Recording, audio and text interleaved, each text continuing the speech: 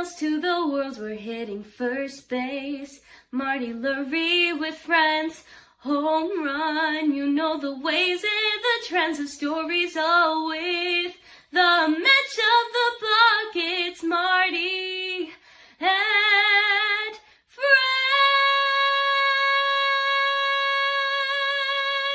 Marty and friends.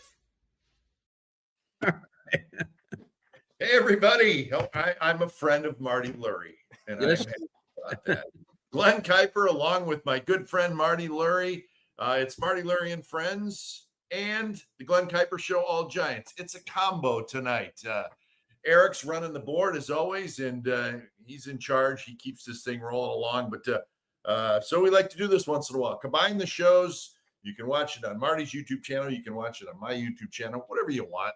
But we're going to talk about Giants baseball. Gentlemen, how are you? Good, very good. Boy, interesting week, Glenn. We knew after the weekend something had to happen at some point. And you were out there all week long, watching the ball club, and something did happen. And the contributors last night, Daniel Johnson contributed, and today Dominic Smith, a big double for him. So things happened, and they won 2 games. Still not crushing the ball, but coming back from 5-0 last night was a big deal. And I tell you, I'm sorry. And I tell you, yeah. And the thing I loved about the announcement that Buster Posey made, he's just shaking things up. He wants to get this team back on track more than anything. It's not, for me, it wasn't more about the players that were coming onto the roster as much as he wants to get this club rolling. He sees what the pitchers are doing out there, the starting staff, the bullpen. They're keeping him in this. And he had to do something to show people, hey, guys, you need to wake up here. Got to get where I'll bring in some guys. If they're hungry for it, I'll bring them in and let them contribute. All right, so let's start with today.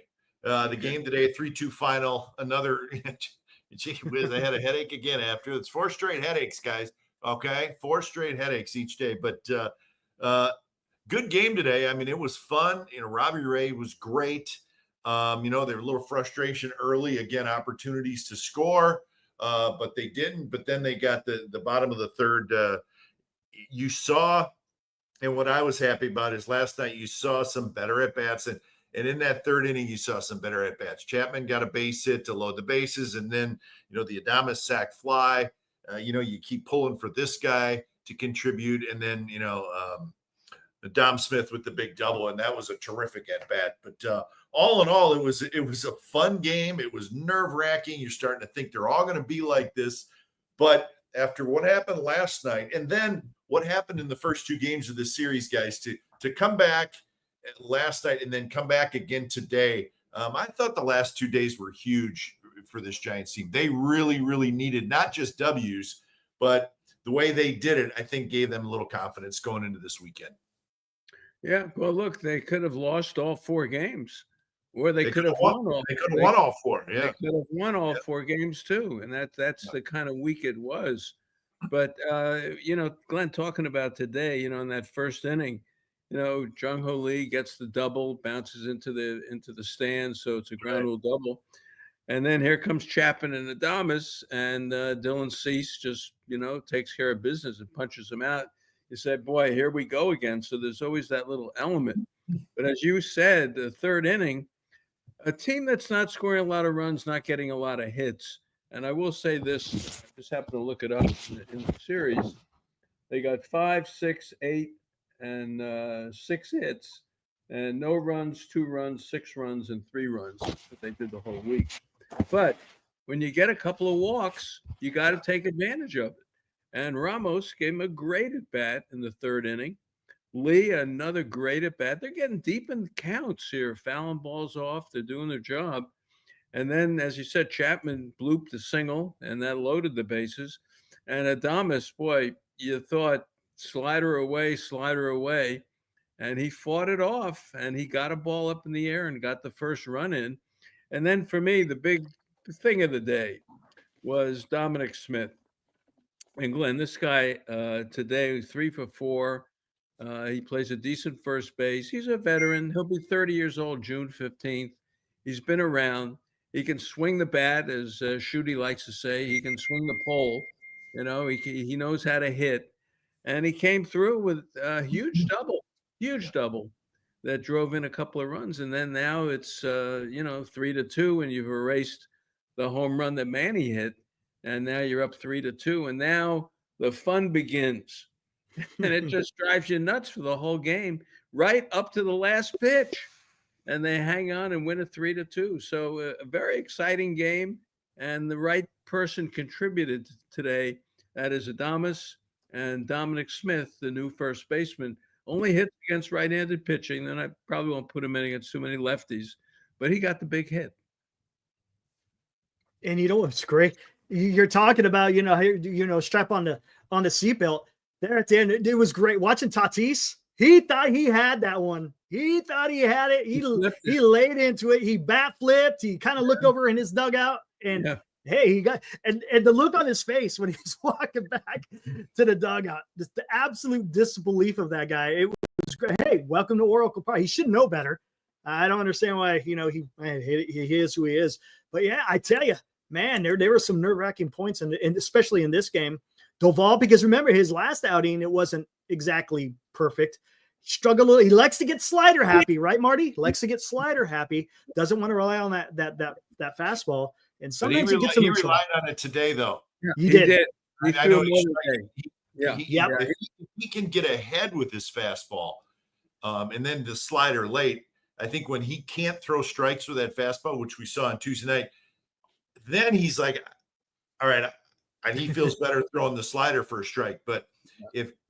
And that was the case the other night. But today, even with Cronenworth, the last out, I feel like, I don't know, there's something about that guy. I feel like he's going to get a hit every single time against the Giants. Right. There's something about it. But he kept pumping fastballs in there. Good location, a little up, fouled it off, and then he got in the perfect spot to drop a slider on him. So if he can just have an idea, if he can even throw one fastball for a strike in an at-bat, I think that's huge for him. And we saw him not be able to do it on Tuesday. And you think about Tuesday night, guys, he couldn't throw his fastball for a strike, right? Machado absolutely was sitting on a slider. He knew he was going to get it, and he was even out ahead a little bit, but he knew it was coming, flips a base hit, and that was the big hit in the game. But I like the fact that Doval today wasn't afraid to throw the fastball. He was throwing 101. And to me, that showed that he had confidence today, even after what happened on Tuesday night. Yeah. What do you think of the Rodriguez in the 8th and Duvall in the 9th? What do you think about that? Yeah, you know what I think, and it always kind of bothers me when fans criticize Bob about how he handles the bullpen. They have the best bullpen in baseball. It's the deepest bullpen in baseball. He's trying to keep these guys fresh as best he can. You'd love to go, Rodriguez, Walker, Rogers, Duvall, or 6, 7, 8, 9. Boom. Let's do that every time we have a lead. That's not realistic. I think he has to be careful with Rodriguez. He's thrown a lot, and he's so terrific. I think they're a little careful with Rodriguez. Sometimes you have to bring Eric Miller in the 7th or 8th inning. Sometimes you have to bring Spencer Bivens in. I know everybody's like, why are they bringing Bivens in? Sometimes you have to do that. And what none of us know is, before every game, the manager has guys that there's a red dot next to their name. That means they're not pitching tonight. There's a yellow dot next to a guy's name. That means, maybe for an inning, but nothing more. But we don't know that. I think, man, I love this bullpen. If he's got to mix and match a little bit, fine. He's got more guys to do it. So Rodriguez was great. But you know what? If there's guys on first and second and one out in a one-run game in the 6th inning, I don't have a problem bringing Rodriguez in there. Get your guy in there if it's getting hairy in the 7th or 8th inning. So I stick up for Bob because I think he does a good job, and he has in mind I need these guys to be really good and somewhat fresh all year long. That's a tough job for a manager, but that's something a good manager has to do. Can I ask a question too, real Sure. quick, Marty? Yeah. Do you think the reason why it's getting so amplified is because the Giants are so close in all these games because they can't score runs? It doesn't really give them the leeway to go out and, if you to feel comfortable to go to a Bivens and now Jelly and such, for the simple fact that Giants are always in it by a run or two. And it's got to be tough for the manager to be able to navigate, because you want to win the game, but you also want to keep those guys fresh. Well, you still have Tristan Becker's still here, isn't he? He is. And Jelly was great last night. Three guys. Yes. Three of your relievers are those guys who are not going to be pitching in high leverage situation. Bivens was a fluke the other night. You won't see that too often. But the fact of the matter is, if Duvall needs a day, I think it's going to be Rodriguez that gets it. Maybe He's going to be the guy. Why not? My God. I mean, he's got a whip of 060 and, he's got 40 strikeouts and 22 innings. That's something crazy. And he gets the job done. And he got his ERA is 0.64. Yeah. And he doesn't walk nobody. Well, that was his issue. Remember, Marty, he couldn't throw strikes in spring training a couple of years ago. And in the minor leagues, that was always an issue. He had trouble throwing strikes. That's not, but he's fine now. And Duvall and Glenn, you're right. He did throw the fastball today, and Manny got one and smacked it into right field. Sheets got a hit. Now it's first and second. And Iglesias, he's a tough little out. Mm-hmm. And he absolutely. That's a tough lineup.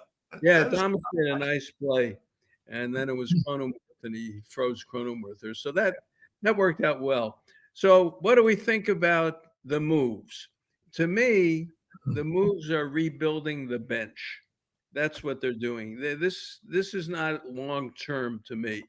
These are guys who can help you, but I don't see them being the difference of winning a division or a wild card or not. I'm surprised Huff was gone. I thought he did a fairly decent job, but they must have a reason for Kisner. Daniel Johnson, though, is the interesting one, and get your opinion of him. If you look at his AAA numbers, and he's been around. He was with the Mets. He was with San Diego. He was with Cleveland, Washington, Baltimore. Kids from Vallejo, from Jesse Bethel High School. His AAA numbers are fabulous. I mean, he does a lot, and he got a couple of hits last night. What does this do to Yaz, Glenn? And what do you do with Encarnacion now? Because this is the bulk of what they got going now. Yeah, listen, and I agree with you. I mean, are these two guys going to be on this team on October 1st? Who knows? But something needed to be done, and I know you guys talked about it at the top of the show. Something needed to be done. There needed to be some type of bold move, and to Buster and Zach's credit, they did it. They made some moves. They shook it up a little bit. You don't like to see guys get let go. Let's not ever forget what Lamont Wade did. He was a pretty good player for a couple of years, but the last couple of years, he just hasn't been able to get it going. It's part of it. But so, I liked what they did, and I think there is something to kind of shaking things up a little bit. And, last night, the Johnson kid was a big reason why they won. And today, Smith was a big reason why they won. And Encarnacion, I mean, I know, Marty, you're not sure about him defensively, and I don't think anybody is, but he's looked pretty good out there. He's made some nice plays. He made a great throw today. He made a nice play in left field. So, I don't know. I think they're here for, to just maybe get a little life. I think the Johnson kid plays with a little edge. I know his agent, Mark O'Brien, and Mark said, yeah, he's got a little spunk. He's got a little edge, which is good. Let's do that. But the reason they're here, guys, is listen, Mike Yastrzemski is scuffling. I mean, I looked it up, guys. Yastrzemski is 3 for his last 41. And his last RBI was May 4th. So a month ago. Yaz has gone 25 games without an RBI. I love Yaz. but that's a major, major slump. So you had to do something. Sit him down for 2 or 3 days, let him catch his breath, and then get him back out there when he's ready, and hopefully you get him going. That's what you got to do. I mean, there's slumps, and then there's really, really big slumps. To me, 3 for 41. Now you're talking about 2-3 weeks of nothing. So you made a move, and play these guys a little bit, give Yaz a little break, and I think that's what Bob will do. Yeah, well, you can only do so much in June. You can't really make absolutely. trades. That's a great call, Marty. So, in my opinion, they're rebuilding the bench and getting guys who can swing the bat a little bit and taking a chance, because Wade and Yastrzemski were killing them. They were going nowhere.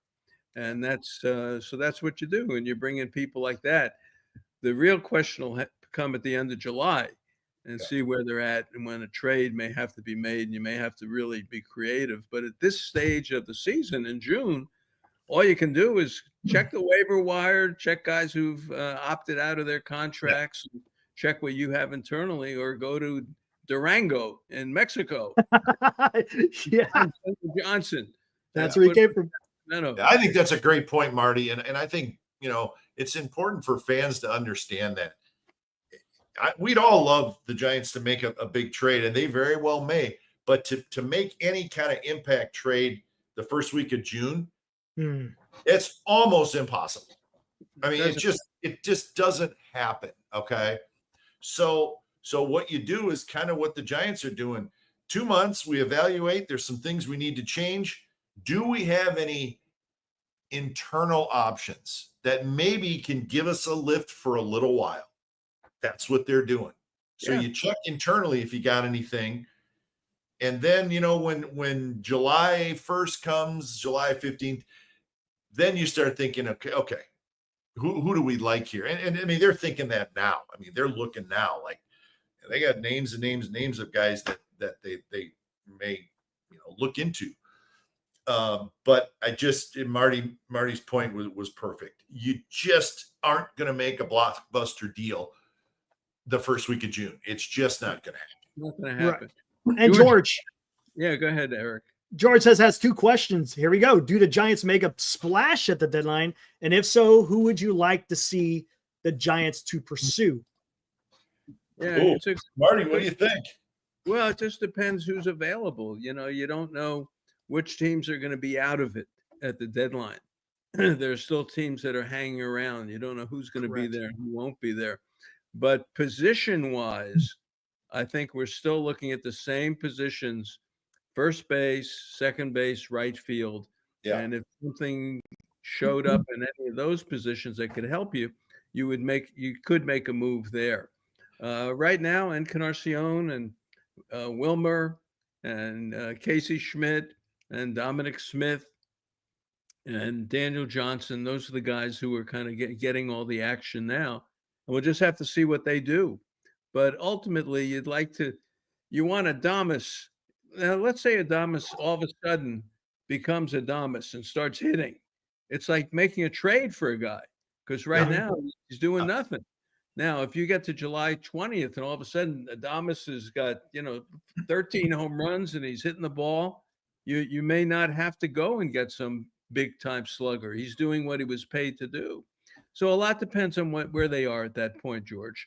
To say who they pursue, I don't know, but the positions they would pursue are the ones I think I just mentioned. Yeah, you know what? I'm going to make a prediction. I think they do make a deal. I think they make a significant deal. I do. Boy, you start throwing names out there. You got to be careful. You know who I like a lot is the outfielder in Boston, Duran. Huh. Come on.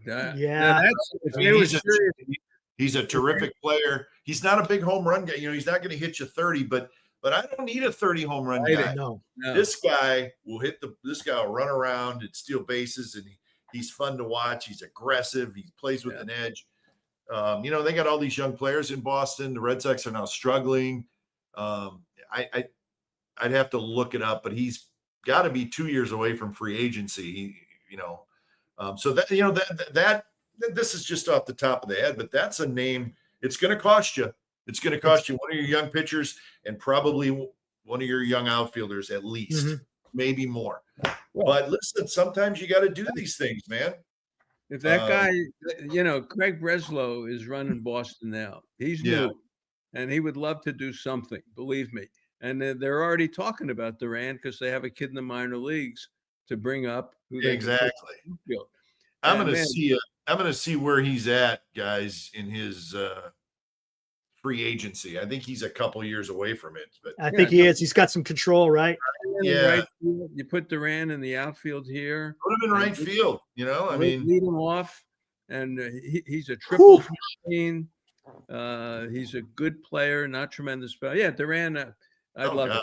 You know what? Now, guys, he's not a free agent till 2029. So you'd have him through 2028. Wow. No, he's a big money. He's going to be a big money guy. And Breslow may move him early because Boston is chasing the Yankees, and there's always that pressure, to chase the Yankees and to do something. Yeah. And he needs pitching. Boston needs pitching. They got the Crochet. Giolito got crushed the other day. That's why you throw one of the young pitchers out there. You at least you're starting a conversation. Mm-hmm. Yeah. Right. Right. Yeah. How about? I'm concerned a little bit, guys. I'm a little bit concerned about Fitzgerald. I think he's definitely, to me, a big leaguer. And I think he's okay at second base, but he's really struggling offensively. There's just, the batting average isn't awful, but there's just not a lot of impact hits. He's got 7 RBIs this year. And again, I looked back, guys. You're gonna think I'm crazy. He has not driven in a run since April 22nd. Wow. Now he missed 2 weeks because of injuries, right? And the guys hitting ahead of him aren't exactly getting on base. I know, but still, you think about it, he's playing every day. Look, that's true. I said this a couple of weeks ago. I'm not seeing enough. I like him. I like him as a player. There's stuff there, but there's just not enough impact hits, right? Well, he's got to get. Look, he's here for his speed and a little bit of power. The power has disappeared. He's not getting on, so he can't use his speed. Right. And I said this a couple of weeks ago. Give me, the Freddie Sanchez, the Scudero, the Sanoja. Give me a second baseman who could slap the ball around and get on base. I love Fitzgerald. He's a great utility player. He could be the cost guy that if you need a pinch runner in the 8th inning, he's ready and he's your guy to come in. But clearly, second base is in that mix, Glenn. If they could do something there, there's no question. How about this? I'm sorry, Marty. I was just going to ask you this before we go to break. We got a special guest coming. Maybe this is a topic we're getting into later. What about Bryce Eldridge? There's a lot of talk. He just got called up to Sacramento. Right? They slow roll this kid, right? Just to make sure when he gets the call up, he's sticking and you got nothing to worry about when he's at first base, right? Well, I'll let Glenn answer that one. Yeah, I mean, listen, I think even though they just moved him up to AAA, which is a big deal. I mean, but I think, I think he played 34 games in AA, and they watched it. They watch every game. Buster watches every, Randy Wynn, they watch every game. And, I think what they saw was that he's fine. He's not at all overmatched. He had good numbers in those 34 games. So let's challenge him again. Now, I think, Marty and Eric, if he has a good 6 to 8 weeks in Sacramento where he doesn't look overmatched and there's enough improvement defensively, I think they would think about it. I do. They would seriously think about it. If he looks good in Sacramento, he is so talented. And if he doesn't look overmatched, you almost have to think about getting him in the lineup. That's how good this kid is. Wow, look at I that. think he's gonna be a monster when he gets here because of just his power. But there are things he needs to work on. Defensively, he's still raw, but Right. Look, and we saw him in spring training. And his first game against Texas, in surprise, he doubled and hit one about 600 feet over the batter's eye. Yeah. And we all were very excited. We couldn't wait to see the guy again. Well, they put him up his next 10 at bats or 11 at bats. And he struck out every time.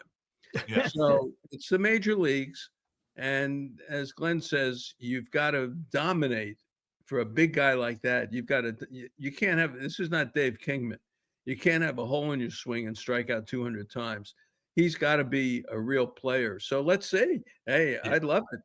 I think he would have to really, really be impressive in Sacramento for them to do this. I mean, I want to make sure that people understand. If he's like, not bad. No, then it's not happening. Right. But if he is like, wow, this kid is crushing the ball, I think then they'll think about it. They'll think about it. That's fair. Yeah, the Kansas City kid, Caglione. Yeah. They brought up, he's from the University of Florida. He's a college kid. Kurtz from Wake Forest, college kid. The kid for the Angels, college kid. This kid's a high schooler. So you have to keep that. Yeah, you have right. To keep 20. He's 20. He's a high school kid. So you got to let the kid breathe and let him become a baseball player. And then, but Will Clark has told me, and I'm sure he said to you, Glenn, the bat plays. Yeah. Will says the bat plays. Defensively, look, first base is very important. I mean, Adames throws a ball in the dirt. Chapman usually hits you in the chest. But first base, you got to cover a lot of ground. You got to know what you're doing. And he's a kid. He's 20. Yeah. He's 20. So let's see. But it's exciting. And it may mean that Dominic Smith and Canarcion kind of deal with Wilmer Flores and Schmidt. Maybe that's okay. That may be okay. Maybe the issue would be right field or second base if that became available. But then, so you see how this unfolds with these new guys in the next 6 weeks. And you're right, Marty. Then you'll have a better idea of what you really, really need. Do I need a first baseman? Do I need a second baseman? Do I need a right fielder? Because you got these guys now who are going to get an opportunity. Who knows? Maybe something happens, right? I mean, maybe Encarnacion starts to hit. So there's time to evaluate yet. And it's, the season's so crazy because it just ebbs and flows, right? It ebbs and flows. 2 nights ago, we would all been, pissed off sitting here, not wanting to talk about it. But today, you know what? Hey, you know what? I like it. Braves are coming in. I feel pretty good. Well, how about we're going to take a break here but in a second. But the Braves today, they win 10-4 in the 9th inning to Arizona, and they lost the game 11-10. 7 runs for Arizona in the 9th inning. Wow. That's unstoppable. So now the Braves, I bring it up because the Braves are coming in. Yeah. And we're going to get Schwellen back, who has gone last 2 starts, no walks, 22 strikeouts. And then we get Elder on Saturday, and then Spencer Strider, who's 0-4 on Sunday. And the Braves are struggling, but they can score some runs. San Diego was not hitting, and they're still, the Giants. These games were Giant games in reverse. Atlanta may be a little bit different. They can hit the ball a little bit better. Yeah, so, but they've struggled offensively too this year. The Braves not as good as they should. Their year, right? It's not their year. I say you watch the Braves guys, right? You watch their game and you're like, it's Matt Olson and Albies and Boom and Riley, and they got so many, and they're 27 and 34, right? It's like, how does that happen? Yeah, and they're not scoring a ton of runs. They're really not. So that you're right, Marty. They've lost 4. They've lost 11 out of 14. So maybe the Giants are getting them at a good time. That's what you hope for. When the team is, the Braves are good. They're just not playing well right now. No, the bullpen's falling apart, and Acuna's back, and Olson's there, and Albies. So believe me, it's not going to be a picnic. It's not going to be a picnic, but we're getting the Braves at the right time. A couple of things. One, We're going to take a break, and we've got more show for you, so don't go anywhere. We got more baseball, too, to talk about with Glenn about the Giants and about what's going on with the roster. There's great comments, and I want to get some of these comments in. Sure. Robert Rothberg, the Giants will be contending all year for the wild card. Robert, I think you're right. Matt Morse. Stephen Books. Let's see, Matt Morse. What do you think about targeting your Dallas Garcia? For the Rangers. Rangers aren't playing too well now. It's too much swing and miss for me with that guy. I don't know. That's interesting. I didn't think of his name, but he does some damage, though. He does. That's a good name. I mean, but again, that's if you get a guy like that, then that's your guy, right? I mean, he's going to be here next year too, so you have to think about that too. I like getting a guy who you're going to have next year as well, but it's going to cost you more players in a trade. So and then Steve was talking about Corbin dodged a bullet with Corbin Burns. Look, anytime you sign a pitcher to a long-term deal, it's trouble. And look, Seattle did it with Robbie Ray, and they made the great trade for Haniger. Thank you. And now we got. But Robbie Ray missed 3 years too, right? I mean, it's tough to sign free agent pitching. Yeah, it is, unless it's Ohtani. And look, as a pitcher, he hasn't pitched. Nope. So, and even the Japanese kid Sasaki is out, and Yamamoto got lit up the other day. But these are big free agents. Blake Snell. Still on the shelf. Yeah, it's tough. I mean, I agree with you, Marty. When I see a pitcher get to 5-6 year deal as a free agent, which means they're a little up in their career, right? I mean, the Giants gave Logan Webb a 5-year deal, but he had just started his, he was 2 years into his career. Well, you see these guys getting, I was okay with the no Corbin Burns thing. And I know it sounds easy to say that now, but 6 years, the Giants would have probably had to give him 7 because I think he wanted to go to Arizona because he lives there. So you got to make a better offer, right? So now what do? You go 7. Look, we're starting to sweat Adames. So this is only year 1 and he's not hurt. I know. So, that there's a real problem with some of these long-term contracts, unless you get the Soto or the guy who's 26 or 27 years old, who's just a superstar. And pitching today, you sign a guy for 7 years, and then all of a sudden you got Birdsong and you got Harrison and you got guys who are young. All of a sudden they show up, and that's pitching today. It's you're not looking for that crafty veteran anymore. You're looking for a guy who can bring it. So it's a good one. All right. Well, we're going to take a break. Marcus Shelby is going to join us next. Marcus Shelby has been on the show numerous times. He is an icon in the Bay Area, and he's got a show coming up Sunday at the Presidio Theater.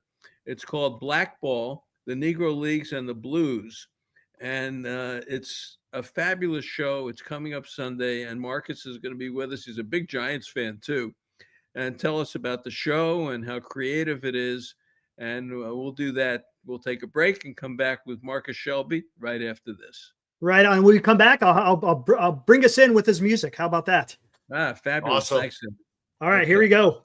It's going to be good. Joining us is Grant Power, President and CEO of Nations. Grant, last year we talked about the amazing breakfast at Nations. I'm going to ask you this. What's your favorite lunch? I'm pretty split. I guess I'm kind of like a pitcher who has 2 favorite pitches they like leaning on. I'd say half the time I do the hamburger and half the time I do the wild salmon burger. It really depends on which protein you want. We love our beef supplier in Northern California. We've been with them for decades. We test our beef all the time. We sell ocean-caught wild salmon. Friends don't let friends eat farm salmon. It's absolutely delicious. To mix it up, I guess it's like a pitcher who has a 2-seamer and a 4-seamer, or maybe a 4-seamer and a cutter. I actually go grilled onions on my hamburger half the time and raw onions the other half. Today at lunch, I got the French fries, but half the time I get the onion rings, and I had a wonderful slice of pecan pie. There's something for everybody, whether you like hot dogs or grilled cheese. It's really up to the individual what mood they're in, but my go-to is either the beef with the hamburger or the wild salmon, which is absolutely delicious. Wow. I love it. Grant Power, President, CEO of Nations. Grant, thanks so much. Pleasure being on. Fans, Bridge Bank delivers their clients full relationship banking, including treasury management solutions and global market services. Bridge Bank offers financing solutions to businesses for their working capital, equipment, and real estate needs. This is very important in today's world. Fred Voss is the Senior Managing Director of Bridge Bank's commercial lending efforts in Northern California. He has commercial banking teams in San Jose with Jesse Garcia, San Francisco, Oakland, Cheadle, Cordova, and in Pleasanton. Bridge Bank, it's like banking at home. I can't say enough about it.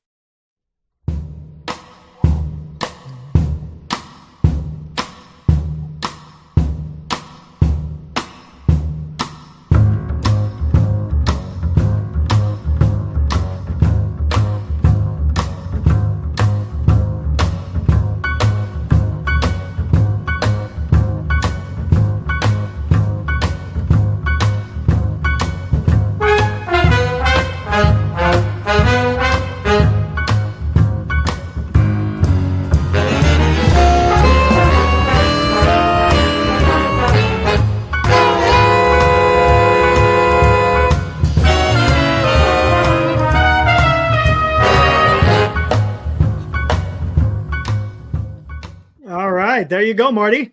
All right, fabulous. We have Marcus ready. Here he is. Hello. How are you? I'm doing great. Thanks for having me. Good. You're on with Glenn and Eric and myself, and glad to have you here. And let me let the audience know a little bit about what's coming up, because this show is going to be fantastic. And hey, you got your City Connect on, huh? Jung Hoo Lee, baby.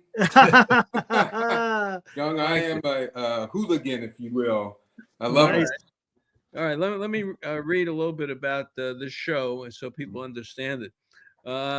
Marcus is a Bay Area bassist, a composer, educator, and artistic director of the Healdsburg Jazz Festival. Marcus is going to bring his 15-piece orchestra to present his original suite, Blackball, the Negro Leagues, and the Blues, and we just heard some of their music. It celebrates the history and legacy of Black baseball through songs, video, theatrics, singers, dancers, and clowns. The music honors baseball legends such as Satchel Paige, Josh Gibson, Jackie Robinson, Orlando Cepeda, Willie Mays, and more. The music captures the sound of the game using blues, ballads, and swing to bring to life strikeouts, arguments with the umps, and home runs. How about that? Marcus, I love it. It's going to be a fabulous show. Tell us about it and how it came about. Well, thank you for having me on. You know, I'm a big fan of yours, Marty. I have been for years and years as well, Glenn. And thank you for having me, Eric, and allowing me to talk about this show we have coming up. And I played baseball in high school, junior high school. But I, in the 80s, decided I wanted to be Michael Jordan. And I played basketball, and I'm going to a basketball scholarship. And then, you know, later in life, after basketball was done, and, you know, I've been a musician for 35 years now, professional. The love of baseball came back. You know, it never really left me, but it came back in a major religious way. I was originally an A's fan because I was, you know, I came to age 1972, 73, 74 during the three-peat. So I remember, you know, Vida was a dear friend of yours and of the show. And I used to listen to this Vida on Saturdays when near the end of his life. But he was my first hero, sports hero, Vida Blue, 1973, I think it was. And so later on, I became a Giants fan. And I felt, you know, I lived in Sacramento. I felt like we could either be a Giants fan or A's fan, depending on who was winning. And so I became a Giants fan, and then I became a student of the game. You know, different from wanting to be a player or anything like that, but really fascinated about the history. Really fascinated about the history of Major League Baseball. But then I discovered the history of Negro League Baseball, or blackball, and how it happened and how it ended and all the players involved. There's so many great players, that could have played in the major leagues, of course, and often did play in exhibition games with the major league players. But I got really interested in that, and I found a way to combine it with my profession, which is a musician and composer. And a lot of times when I don't know a lot about something, I'm like, you know what, I want to write some music about it because it's going to force me to study it, maybe make a trip or two if it's a specific geography. Maybe it's going to be a part of something I'm going to learn more about or organize meetings. And I've done that with different subjects. But with baseball, I found that there was such a major relationship between the sound of music, the sound of early big band jazz, and the sound of the game, particularly the black ball players who in many ways were like the black musicians during this time period, how they traveled, where they stayed, how they conducted their business, like the great musicians, Duke Ellington, Count Basie. There was all these great names in baseball, like Satchel Paige and Mule Suttles and Josh Gibson and Double Duty Ratcliffe. There was a certain style, a certain way they played, which was fast, which was, a single was a double, right? A double was a triple. They'd steal home. Now, we know the famous Jackie Robinson base that he stole home in 1956, I think it was 1955, where he stole home from third. And yeah, that was a big deal. That was a big thing, but it was something that was quite normal in the Negro Leagues. They took risks, they had speed, they found ways to, make the game really exciting. We don't see a lot of that right now. You might see it with people like Tatis, who I'm so glad we beat them today. Oh my God. You might see it with certain players, but for the most part, that was a hallmark of Negro League baseball. And so must have been about 8 years ago, I began the process. I was fortunate and blessed enough to get a commission from the Yerba Buena Gardens Festival to spend a couple years, do research, and write a piece that captured the history of the Negro League Blues, the Negro Leagues. And I called it Black Ball, the Negro Leagues, and the Blues. And it talks about the whole history, even going back to Fleetwood Walker and Wellday Walker, the two brothers who were the last to play in the major leagues before they were shut down and banned until Jackie Robinson, of course, 1947. And so I have a piece about that sort of captures this time period, which is, late 19th century. And not that, say, for instance, this style of music was happening in the late 19th century, but we do play early blues and swing that captures that era. We actually have musical renditions of certain plays. Like Marty, I told you I was really blown away by the umpire fight, Earl Weaver, the famous one. What was the name of the umpire's name? Ron Luciano. Ron Luciano. Yeah.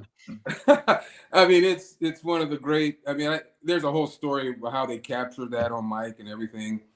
But we do the history of the Negro Leagues, but then I have like actual plays in the piece. Like we have a umpire fight. We have two clowns that reenact that. One of our singers is the umpire. After he gets yelled at for making a bad call, and much like Earl Weaver, we don't use curse words like Earl Weaver was using, but after he gets yelled at, he sings an aria, and it's called the Umpire's Blues, the Umpire Aria Blues. And, I was inspired by one of the great Black umpires during that time, Bob Motley. And so I did a lot of research on, how they live. Many times they traveled with the teams. There's stories of these umpires having to sleep in the same beds with some of the players.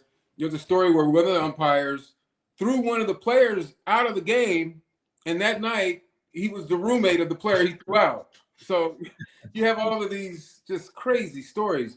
I think what's amazing about this whole history was it was a business. It was one of the largest black businesses during this time, the Negro Leagues, because they had to take care of everything. They had to take care of concessions. They had to take care of travel. They had to pay their ball players.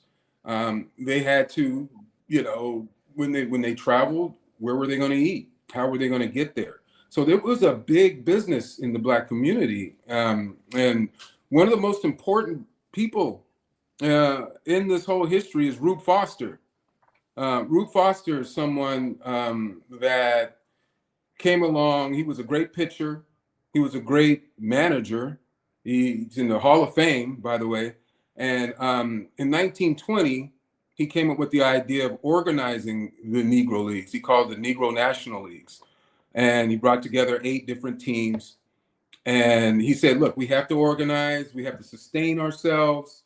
And we have to stay committed. They're not going to let us play in the major leagues. One of his ideas, though, was to become an arm of the major leagues, like just have this team from the Negro Leagues, but part of the major leagues.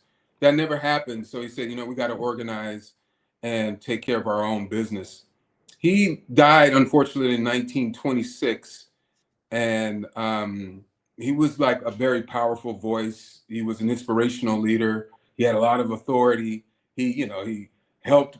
He was also the owner of the manager of the Chicago American Giants. And so he cast a big shadow. When he died, the league kind of, I don't want to say fell apart, but it was directionless until 1933 when Gus Greenlee came along. And he's the guy who owned the Pittsburgh Crawford Grill. And he was a numbers running guy, but the community they turned a blind eye to that because he was also the bank for the community. If you need to build a church, you go to Gus Greenlee. He owned the Crawford Grill. I think he even was, was in the boxing game. So he's a very powerful guy. And in 1933, he said, let's do what the major leagues did. And they organized an all-star game. And that all-star game put a lot of energy in the Negro Leagues. It was super popular.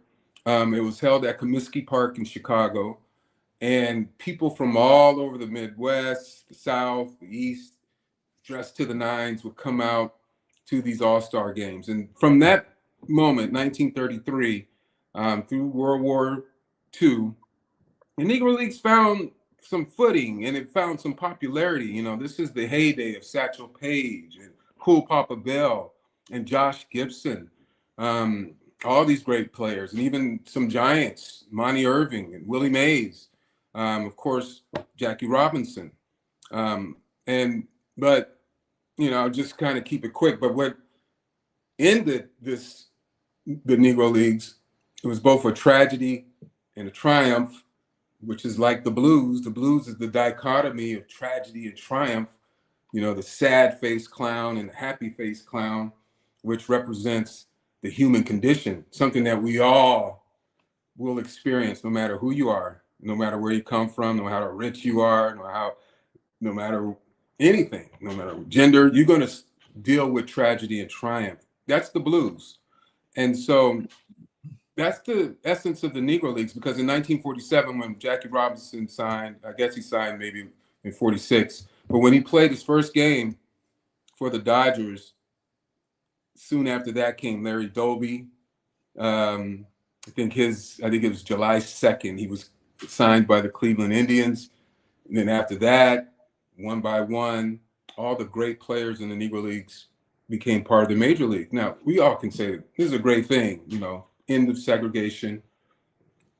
But what it did is it did destroy the Negro Leagues, because who's going to go and watch the Kansas City Monarchs when all their best players are now in the major leagues? So that's the tragedy in a way.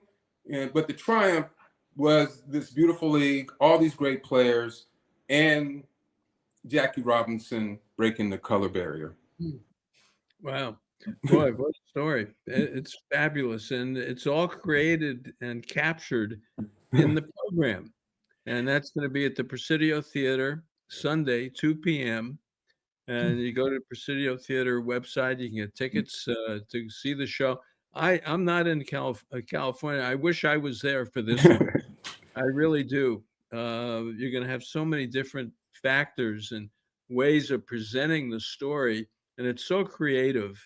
And I describe you as an icon, and you are an icon. Well, so we're glad to have you on. Seriously. well, thank you. To I hear do want to that. mention we you Marcus, know. Oh, go ahead. Marcus, Sorry, Glenn. I'm imagining that how much fun it would have been to be able to go to a Negro League baseball game, right? Which unfortunately none of us ever did. But so I'm going to just dream that if I would have ever got a chance to go, the music that would be playing, the walk-up songs between is what you're playing. Is that fair? That's fair. I wish I knew more about what they played for these players, if they had that sort of technology during that time period. I'm just going to pretend it was your music. But I could tell you they had the style, and they had they had the rhythm, and they had the language, and because all the stories that I've read, and I've read all the books, they talk about that. They talk about that, and all the interviews, and Count Basie. He was a huge baseball fan. He was from Kansas City, and he hung out and he watched the Kansas City Monarchs play. Cab Calloway had an amateur team. Louis Armstrong, he had an amateur team. It was called the Secret Seven. So all these musicians, Duke Ellington, there's that famous picture of Duke Ellington with his band is on tour. In the background, it says, it's a hotel, it says colored only. But in front of his bus, it says Duke Ellington, and it has his team playing pickup ball in front of that bus. So these cats really love baseball. I think that they like the players that were playing, reminded them of who they were and how they played: fast, up tempo, energy, rhythm, style, and they had fun, like you said, Glenn. It was, and the music is fun. Basically, it's called the Negro Leagues and the Blues. So every tune, every composition, and there's 16 pieces in this, including seventh inning stretch, including pregame. We have an umpire that comes out, grabs the lineup card from one of the clowns, who's the pretend manager, watching the other clowns do shadow ball. And shadow ball was very big part of the Negro Leagues. It's like pretending like you're playing catch, getting grounders. And so we use all of that, and they're juggling in many of the sections of the music. And so we have this pregame, we have the seventh inning stretch, we have pieces about Rube Foster. And here's another thing. We have two pieces about two very important women in this history. One was Effa Manley, and Effa Manley was the owner of the Newark Eagles. Her and her husband purchased the Newark Eagles. And first it was in New Jersey, first it was in New York, but they weren't getting the attendance that they felt they could. So they moved to New Jersey, and they got a good deal at the park they were at. And she was a very important, influential leader. One of the things that she used to raise money for a number of the civil rights issues that they were dealing with at the time, like raising monies to fight the anti-lynching laws and stuff like that. She was bringing a lot of attention to these issues. But she also did something really amazing. When Jackie Robinson was picked up by the Dodgers, I mean, he was just plucked out of the air. It wasn't a trade. The Kansas City Monarchs didn't receive players in return or any money, nothing. It'd be like if it'd be like, when Mookie Betts got traded from the Red Sox, and that was a signing, that wasn't a trade. But it was like a player, one of your best players just leaving and you getting nothing in return. Nothing. And so Effa Manley was like, no, we can't do that. We can't allow our players to be just taken from our league, because they were seeing, one day our league may disappear because of that, and it did. But she demanded, because Larry Doby was actually on the Newark Eagles, her team. And when he was signed with the Cleveland Indians, she made sure that they sent some money to the Newark Eagles. that set a standard for the other teams that were losing their players to the major leagues. So she was a very fierce and shrewd businesswoman. There's some great interviews of her online. And so she's a big part of our piece, our musical piece. And Tony Stone, of course. Tony Stone. How can you do a piece about the Negro Leagues and not include Tony Stone, one of the most important people in this history? And of course, she played with the Indianapolis Clowns. And her claim to fame is she replaced Hank Aaron, when he went from the Negro Leagues to the major leagues. She also played for the Oakland Larks. She also played for the San Francisco Sea Lions. Her story has been done in plays. I wrote some songs about her, and we have an actress that portrays her in our piece. And so it's important to kind of highlight, the important women that were part of this history, because there were two other women who played in the Negro Leagues. And so we have that, we include that. We have songs about the various cities that were part of the fabric of the Negro Leagues. Of course, Kansas City, I mentioned that, but New York, the first Negro League team was the New York Cubans. And they call themselves the Cubans because they feared that if they, that no team would play them if they didn't just kind of hide their name. What we call the Cubans, they won't think that we're black. And so that's where they got their name from. They were a very good team. And so we have a piece about New York and the New York Cubans. We have a piece about the Pittsburgh Crawfords, Kansas City Monarchs. We have a piece called Barnstorming. Barnstorming was a big, not just the Negro Leagues, but just baseball during that time. Teams going from one city to the next, sometimes going from two cities, because they made their money, from gate receipts. They were money from great gate receipts. So if you did 2 games in one day, you made more money. Kansas City Monarchs found a way to do 3 games. They were one of the first teams, if not the first team, to have lights so that they can play night games. And so they were doing 3 games. So you learn there's so much amazing history in just the Negro Leagues, just baseball period, which I love. I studied both. But just because trying to get an understanding of this time period and this era, there's amazing history. The players, the cities, the triumphs, the tragedies, the relationship to the music. And then we end really kind of, that was the history there. Where are we now? And what's going on today? And I think we all know that the numbers of Black players have gone down significantly. I think it's 7%. It's pretty low.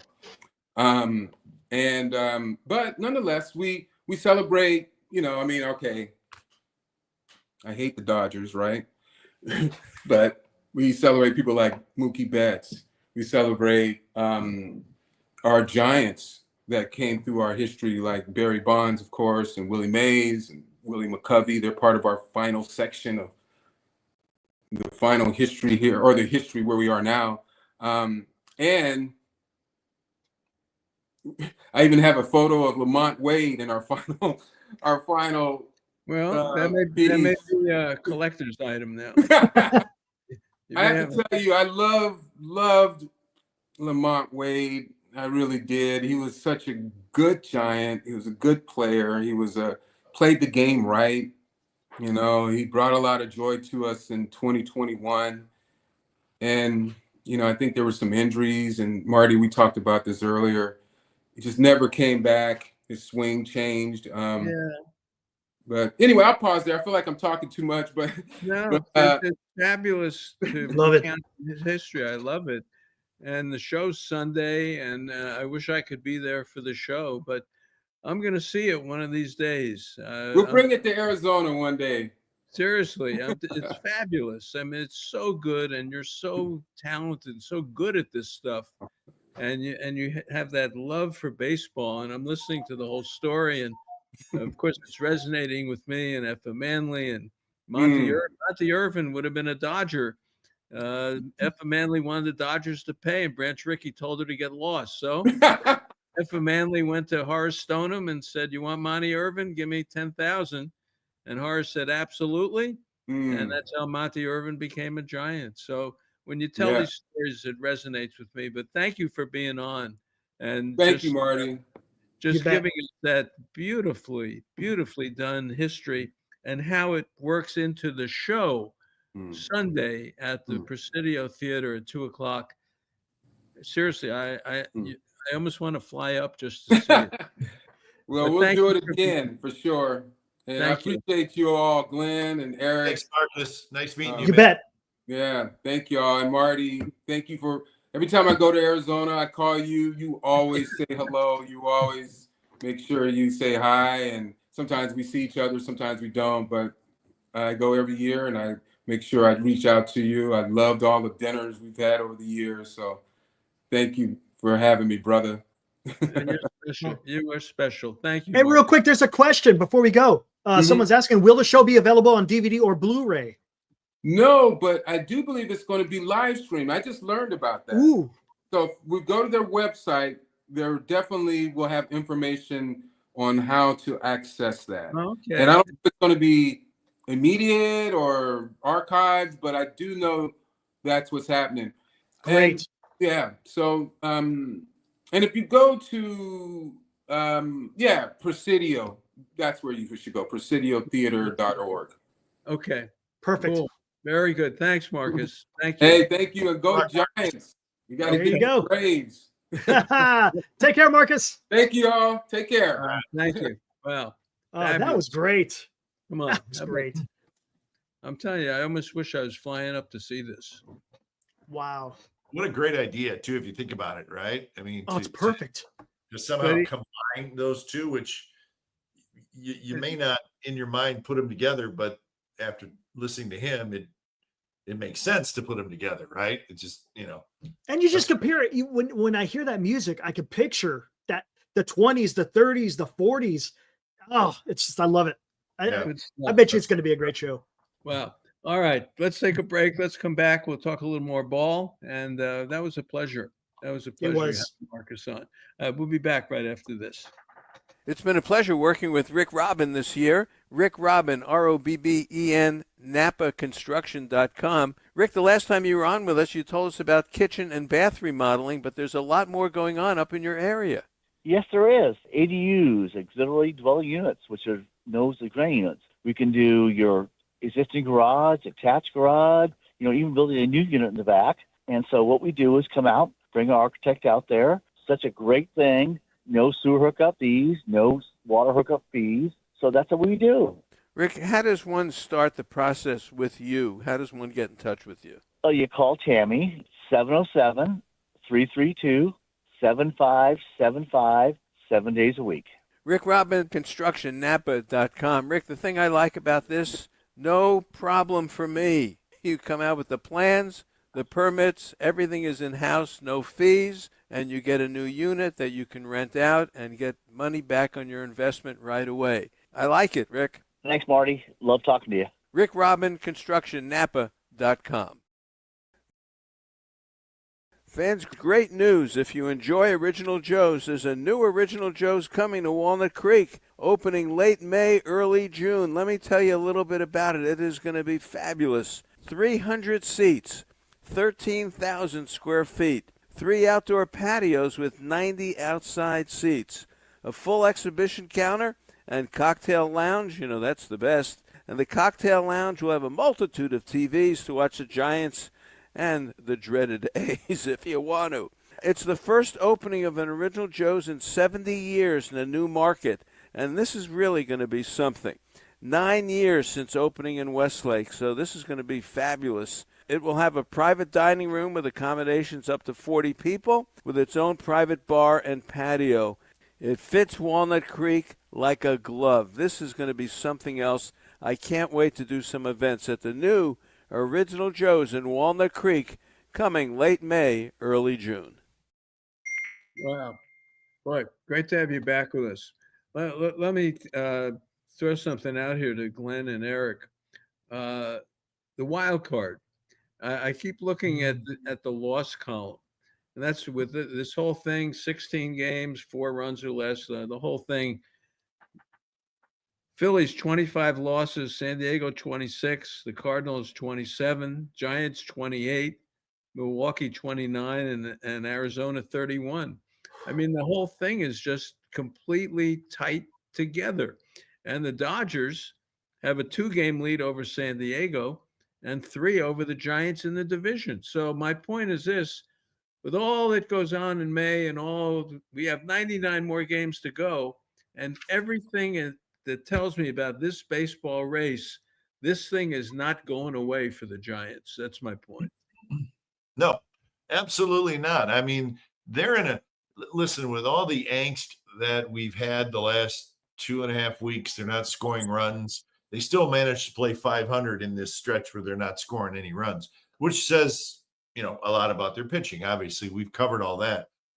But, when it's all said and done, you're, like Marty said, you're tied for the third wild card, and you're 3 games back in the division.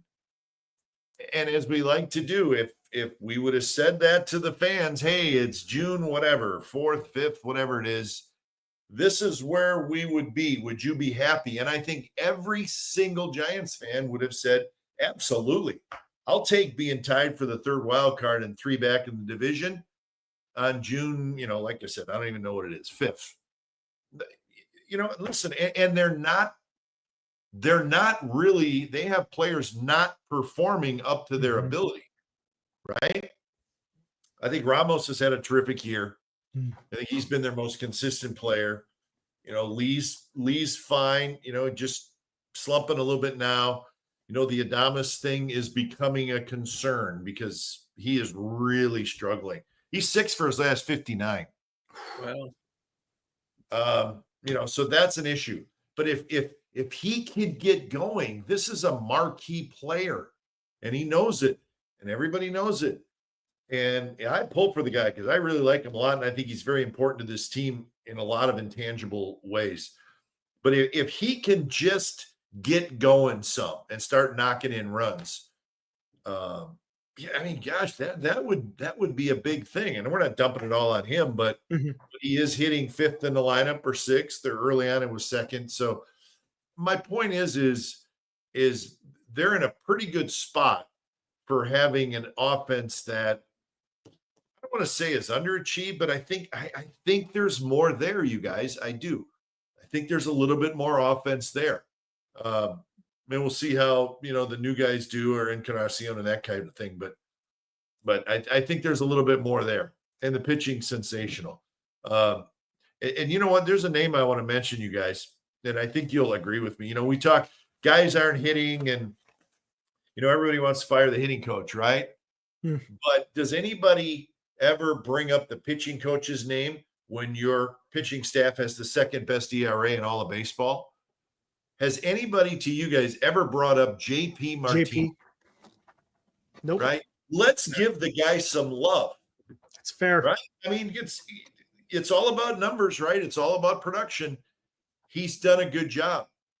So, if we're going to criticize the coaches when their area is not doing well, let's give them some kudos when their area is doing well. JP That's Martinez, fair. you deserve to have your name recognized because your pitching staff's pretty darn good. That's a great point. Because, in this society, we like to point out the negatives, right? When everything's going great, everything, it's kind of, he's just doing what he's supposed to be doing type of thing. Yeah, but no, you're spot on. Yeah.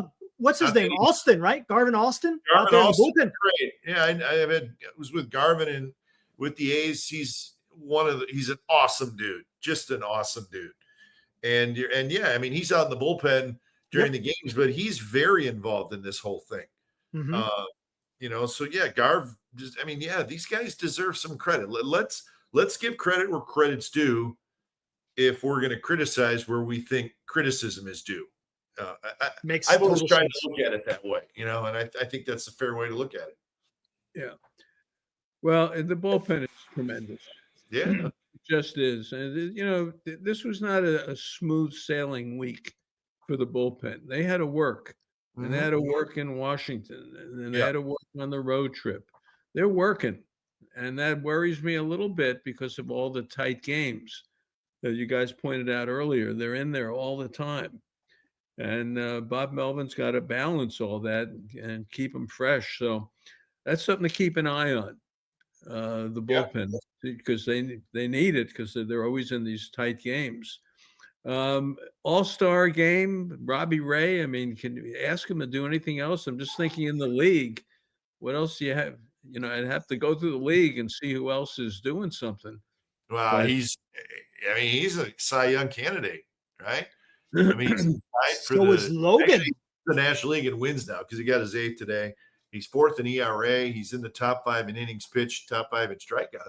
He's a legitimate Cy Young candidate. He really is. Yeah. And it's amazing. We have both Logan Webb and Robbie Ray in that conversation. It's Absolutely. unbelievable. I mean, this is a this is a juggernaut of a rotation right now. You got a big time 1 and 2. And again, let's give credit to Farhan. Farhan made that deal to get Robbie Ray. He did. I mean that it was a deal that you're looking ahead. Projection. Right? I mean, you knew you were going to get Robbie Ray, and he wasn't going to pitch much for you last year. Mhm. But now, you got rid of a couple big contracts, and the money kind of evened out the first couple years. But now you got a Cy Young candidate, and he's worth $25 million a year. And that's what his long contract. And you know what? You got him next year, guys. He's under contract next year. So, man, if Robbie Ray is the real deal and he's healthy and he's back, and you get these 2 years out of him, that's huge. So, give Farhan some credit. That was a pretty good trade. You got Haniger out, you got Descalvani out, you got rid of their contracts. You took on some money down the road, but the money's worth it now because this guy is really, really good. Yeah, he's good. He's legit. He is good. Yeah. What did you think of San Diego? I don't know. I mean, I like them. Their lineup is tough, right? Yeah, it is. Yeah, I mean, but then they're not scoring a ton of runs. No, their Right? bullpen is also Just- not invincible anymore. The No, starting no. pitching is definitely shaky. yeah, and I they're going to get, you got Darvish is out and Musgrove is out, and I think those they're guys. in some trouble. I think they're in some trouble. Yeah, but I like they just, Machado's a star. He's just a star, I mean, They're going to have to pitch, and they're Yeah, no, starting. You get Kolek, you got King the is out. Burgert, you get Burgert. Yeah. You got Cease today. Cease was a work in progress all the whole Yes. game. yeah. He On was paper, their rotation is Nick really Pivetta. good. But yeah, Pavetta's good, but King's out, Musgrove's out, Darvish is out. So now And you're their down. bullpen is kind of Yeah. settled down a little bit. Yeah. They're Leaking out. oil. Yeah. Yeah. So How about that kid Lockridge? I think he was on base every time he came up to bat. yeah, he Yeah, was Babe they Ruth. have He was some- Babe Ruth They have today. some players. They have My some goodness. players.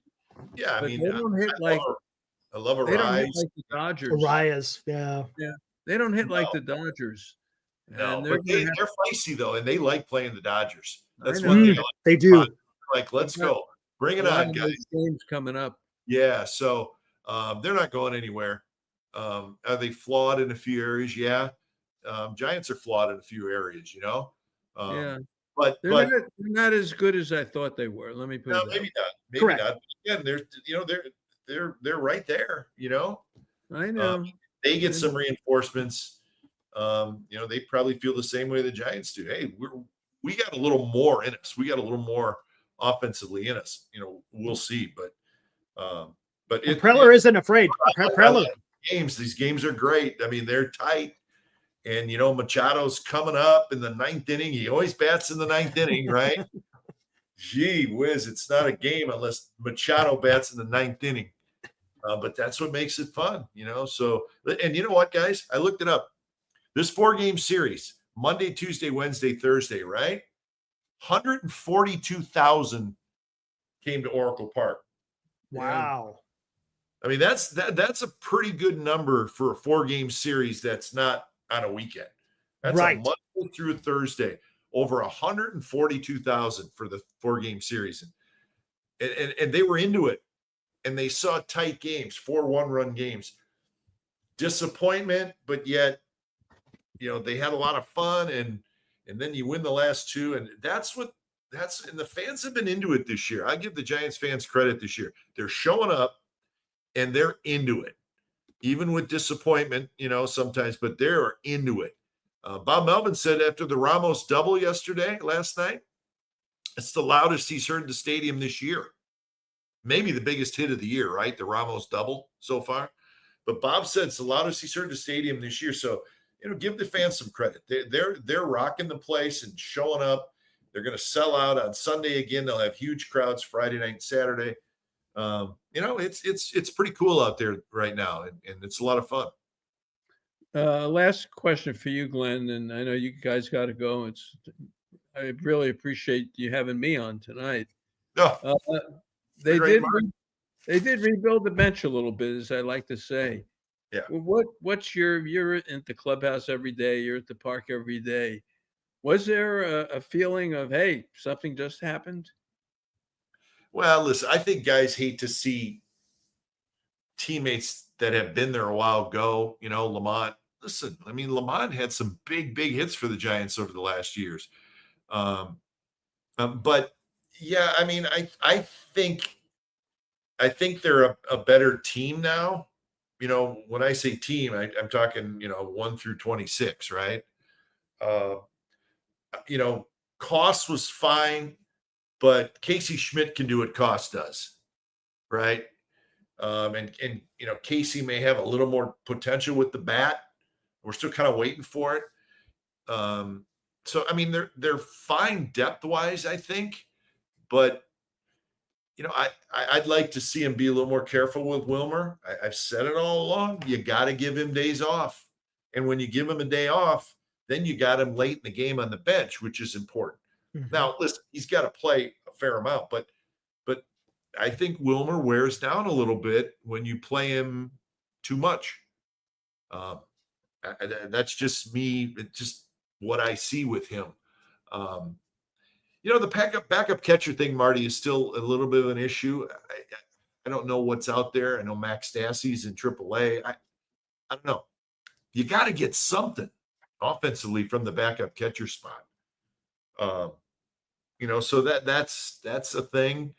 But I think their bench is okay. Encarnacion, when not playing, that's not a bad bat to now. They have made it better, right? Yeah, and you can, if Yaz isn't playing, you can get him out there defensively late in the game. So little moves like that Bob likes to make are he has the personnel to make those moves. So yeah, I think the bench is a little bit better, and I think the bench is okay. Yeah, we'll see what Daniel Johnson. Everybody loves him. Good swing. He can run a little bit, right? Hungry, yeah. So we'll see. Maybe that'll help off the bench even. Yep. Like when Darren Ford came in 2010, the Bullet. Darren Ford. He was fast. He was fast. Lowe and I nicknamed him the Bullet. Oh my gosh. He did. Yeah. So maybe Johnson can give something like that off the bench late in the game. He made a hell of a catch last night. I mean, he could play all three. That was the Blanco catch. If you watch it in slow motion, yeah, they may have lost that game if that ball goes through. Oh, their eyes is going to be standing on third, and the game is going to be tied. Right? I said on my show last night, it was very Blanco-esque. Yeah, minus the dive. It was the same route. Yeah. Yep. So you don't just do that by accident. I mean, he had a good route. If he can play center field, I mean, he can be an asset. I mean, that's what you got to look at. Luis Matos, as much as we like him, and I still think he's going to be a good player, I don't know how much of an asset he was as a fourth outfielder. Okay, I mean, he didn't hit much. He needs to play every day, and I think, I think he's better in AAA right now. I know a lot of people disagree, but where are you going to play him? He needs to play every single day. They need to play. Yeah, you needed a left-handed hitter to get Yaz out of there. And Yeah, then but you needed Carcione, you needed the right-handed hitter in Carcione. but And we're that's- talking about Yaz right now. Yaz was pretty good for the first Mhm. 7 weeks of the year. Now he's really struggling. So So and plus, these games are important. Yeah. You're in a tight race here. You got to win these games. It's money in Yeah. the bank. yeah, So take a shot with Johnson, take a shot with Encarnacion, with Dom Smith, and see how it works out. And the one thing that all those three guys have is they seem to be able to swing the bat. sure. They may not show up 0 for 10, 0 for 4 today, what have you, but they Swing the have they have the ability to swing the bat, and that's what the team needs. Yep, that's right. Even those two guys helped them win last night and helped them win today, and Yeah. so there was They a lift swing the there. bat.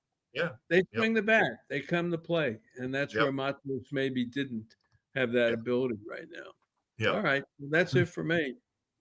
All right, you guys, awesome as always. Eric, you're the best. Marty, Hey, appreciate that. thanks for joining me.